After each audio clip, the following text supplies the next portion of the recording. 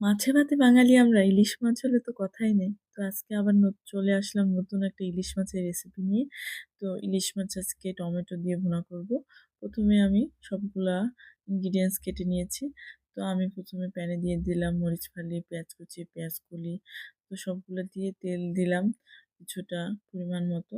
তারপর ভাজতে থাকলাম কিছুক্ষণ, অল্প ২-৩ মিনিটের মতো। একটু ব্রাউন হয়ে গেলে আমি এটাকে দিয়ে দিব একটু আদা রসুন বাটা, হালকা সামান্য পরিমাণ। ইলিশ মাছে বেশি আদা রসুন বাটা, মসলার বেশি প্রয়োজন নেই। একটু পানি দিয়ে দিলাম, এর সাথে দিয়ে দিলাম একটু হলুদের গুঁড়ো, সামান্য একটু মরিচের গুঁড়া দিব।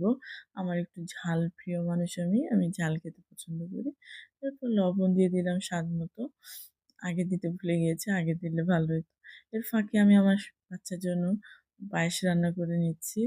এরপরেই তো হয়ে গেছে আমার রান্নাটা, মোটামুটি কষানো হয়ে গেছে মশলাটা।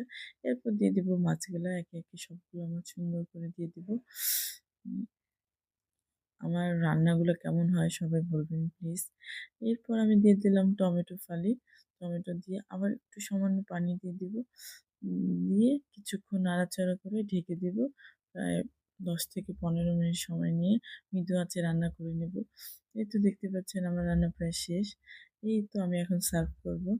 এরকম ইলিশ মাছ যদি ভুনা করা হয় আসলে কেমন লাগবে বলেন তো?